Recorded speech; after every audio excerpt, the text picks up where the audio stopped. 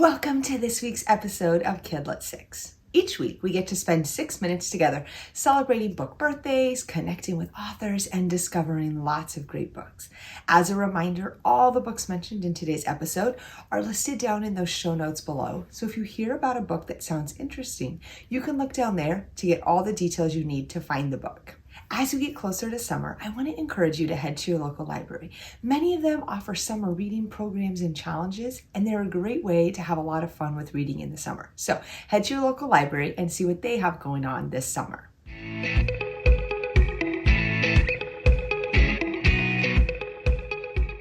Hi, my name is Julie Lee, and I'm the author of Brother's Keeper, a book inspired by my mother's life. Set during the Korean War, Brother's Keeper is about a 12-year-old girl named Sora who must flee from North Korea and find safety in the South.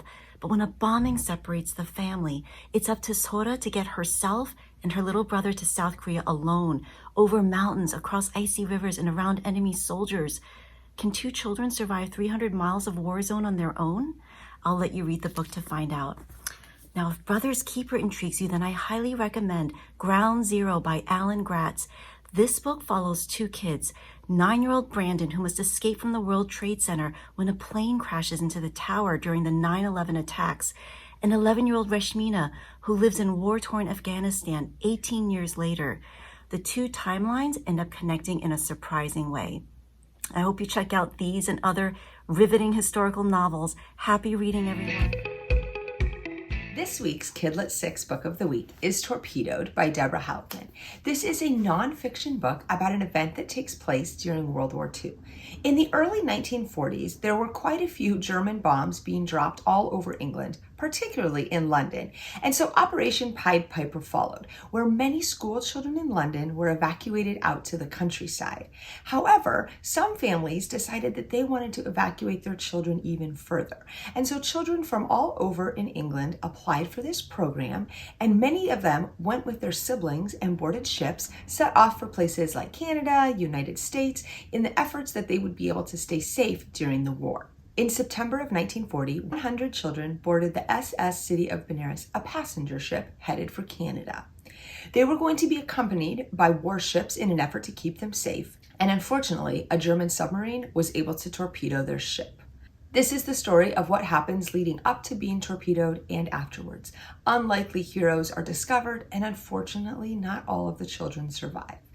If you find that you like this story and want to learn more about it, I would recommend reading Lifeboat 12 by Susan Hood, which is a novel in verse fiction version of part of this story.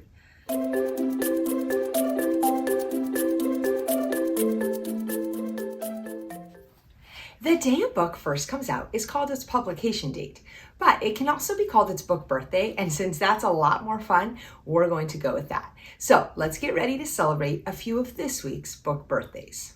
First up is swim team. Bree and her dad are moving to Florida, and that means she'll be starting at a new school. She's excited to get started at the home of the mighty manatees, until she realizes what class is the only class that fits into her schedule for her elective. Swim 101. This makes her feel incredibly uneasy.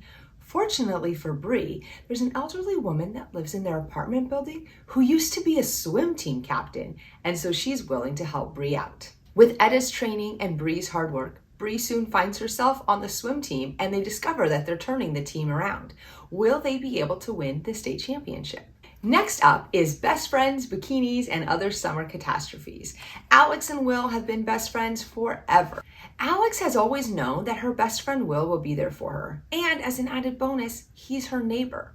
And then Rebecca shows up. When Alex and Will meet Rebecca, Will starts to make some changes, and Alex starts to worry that she's going to lose her best friend. Each summer, Alex and Will take on a challenge. And so this summer, they decide they're going to build a treehouse. In an effort to hold on to Will, Alex sets out to find jobs so they can raise money, and she works on keeping tabs on Rebecca to make sure she doesn't try to steal her best friend away. Will Alex be able to keep her summer from falling apart? Next up is Join the Club, Maggie Diaz. Maggie is surrounded by people who know what their passion is, that thing that just makes them them. Her best friends have band and comic club, her mom is finishing up college, her older sister is part of sports and a tutoring club, and Maggie just feels like she has nothing. So she sets out and decides to try as many clubs as she can, but she soon discovers that she's utterly exhausted from trying to keep up with everyone. Will Maggie be able to find herself? The best way to celebrate a book birthday is by reading the book. So head to your local library or your nearest bookstore and pick up your copy of these books today.